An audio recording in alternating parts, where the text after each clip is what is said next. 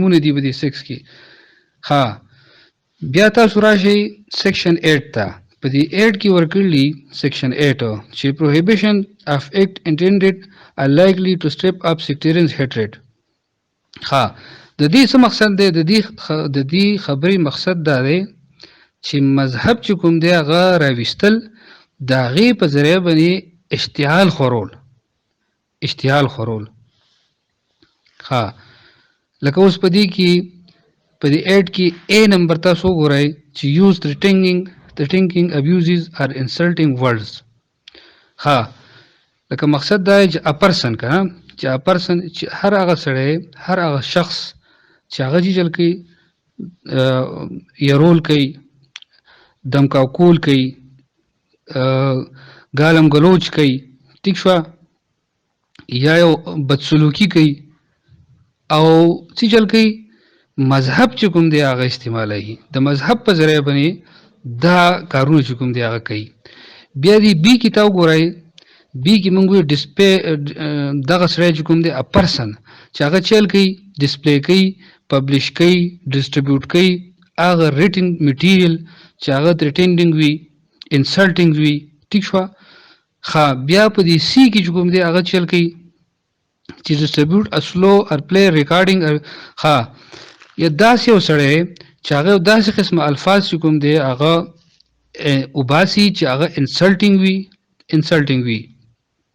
ها او د څه استعمالي مذهب چې کوم دی هغه استعمالي او د مذهب د استعمالولو په شا باندې دا قسمه کارونه چې کوم دی هغه کوي. بیا که تاسو وګورئ ها په دې ډي کې has an process written material recording visual images sound which are threatening abuse and insulting with a view of the displayed publisher himself another. د دې څه مقصد دی؟ ها چې هغه میټیریل چې هغه په ریکارډډ فارم کې وي یا د تصویر په شکل کې وي ټیک شو یا د دې شخص دا اراده وي چې دا زه پبلش کما یا په خپل یا په بل چا باندې نو دا به شي دا به جرمي. ها بیا په دې کې مونږه دا خبرو وکړه چیرې مطلب دی چې په دې په اتم نمبر کې چیرې هغه سړی چې هغه داسې الفاظ استعمالوي چې هغه ثریټنډینګ وي نفرت انګیز وي ګالم ګلوچ وي مذهب چې کوم دی هغه مذکرولي هغه استعمالوي داسې بیا مطلب ډسپلی کوي چې ډسپلی کوي چې پبلش کوي ډسټریبیوټ کوي هغه ریټن میټیریل چې هغه ثریټنډینګ وي هغه دمکی امیز وي چې پکې دمکیانې وغیره دا شیزونه وي. بیا دا ټولې خبرې موږ په سیکشن 8 کې وکړې. نو دا سیکشن 9 چې دی کنه بیا لګېدل سیکشن 9 د دې ټوټلو څوک چې دا کارونه کوي پبلش کوي ثریټنډینګ یا مثال په تور هغه میټیریل خوري چې هغه نفرت انګیز وي. نو بیا سیکشن 9 کې که تاسو وګورئ د بیا ورکړلی چې پنشمنٹ فار د افیس انډر سیکشن 8 داس چا چې دا کارونه وکړل ټیک شو نو هغه لپاره بیا 9 کې سزا ده.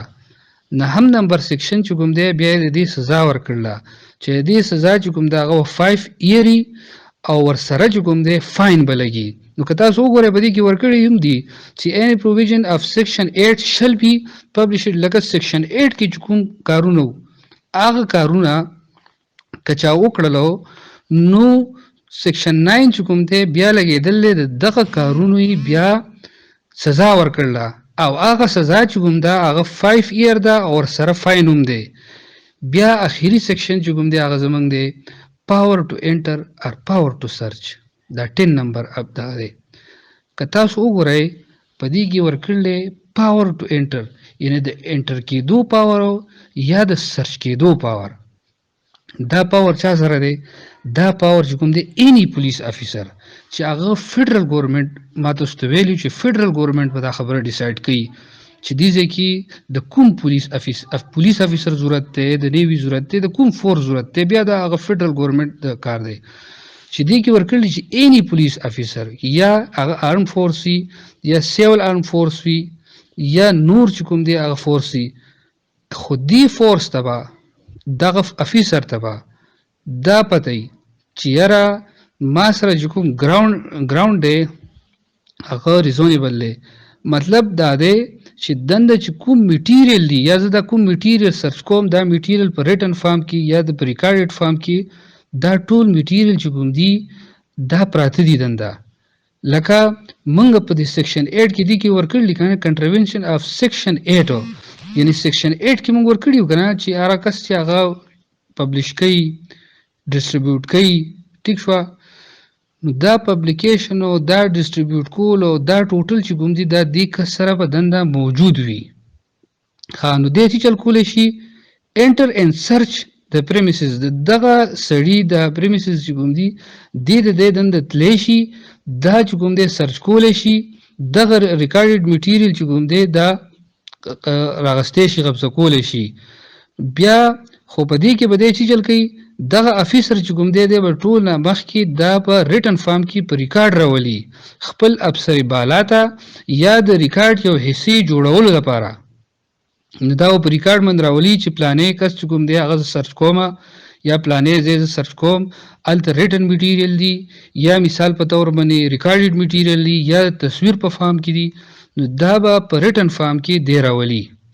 نو دا او تقریبا منګه وکړل 10 سیکشن چې موږ د هغې شارټ سمریز وي. تھینک یو شکریہ.